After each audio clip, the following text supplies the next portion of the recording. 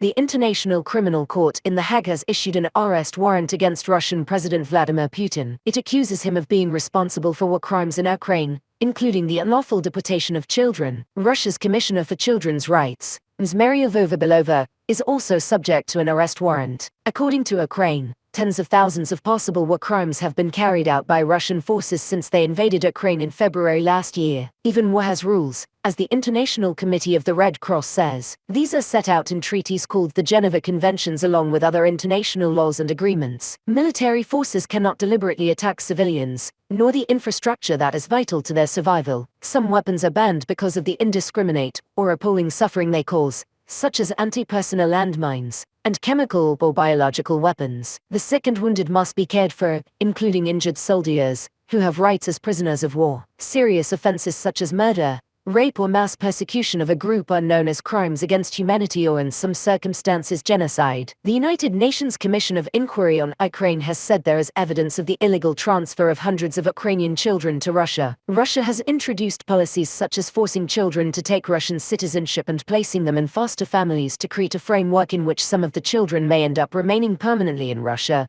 The Commission's report notes, while the transfers were supposed to be temporary, most became prolonged, with both parents and children facing an array of obstacles in establishing contact. The investigators wrote, Ukraine government figures put the number of children forcibly taken to Russia at 16,221. These forced deportations violate international humanitarian law and amount to a war crime, concludes the UN report. The UN said that in addition to the rapes, killings and widespread torture, Moscow could be responsible for the even more serious crimes against humanity, notably the wave of Russian attacks on Ukraine's energy infrastructure that began last October. Mass burial sites have been found in several parts of Ukraine previously occupied by Russian troops, including some holding civilian bodies showing signs of torture. In April 2022, more than 400 bodies of civilians were found in Bucha, a town on the outskirts of Kyiv. In September 2022, 450 bodies, mostly of civilians, were found in mass graves in Izium, in Kharkiv region. President Volodymyr Zelensky has said Russian troops could have committed more than 400 war crimes in the Kherson region while it was under their occupation from March to November 2022. In March 2022,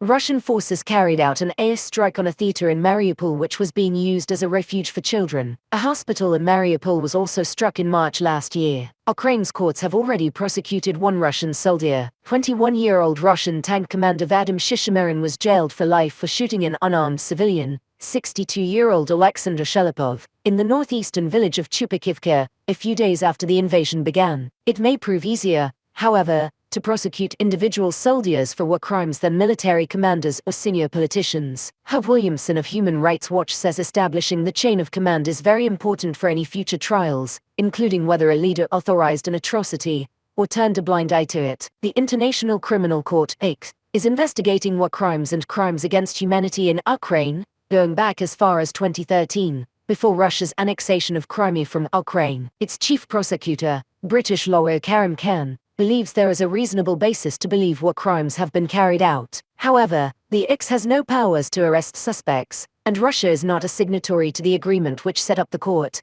so it is unlikely to extradite any suspects. The ICC generally takes over prosecutions for war crimes in countries where the court systems are too weak to carry out the prosecutions themselves. So far, however, it seems Ukraine's courts have been able to mount their own cases. By the end of August, its prosecutor general had charged 135 suspected war criminals. The ICC can bring a prosecution against political leaders for waging aggressive war. This covers an unjustified invasion or conflict not undertaken in self-defense. However, Professor Philip Sands, an expert on international law at University College London, says the ICC couldn't prosecute Russian leaders such as President Vladimir Putin for this, again, because the country isn't a signatory to the court. In theory, the UN Security Council could ask the ICC to investigate this offense, but Russia could veto this. Prof. Sands says world leaders should set up a one-off tribunal to prosecute the crime of aggression in Ukraine.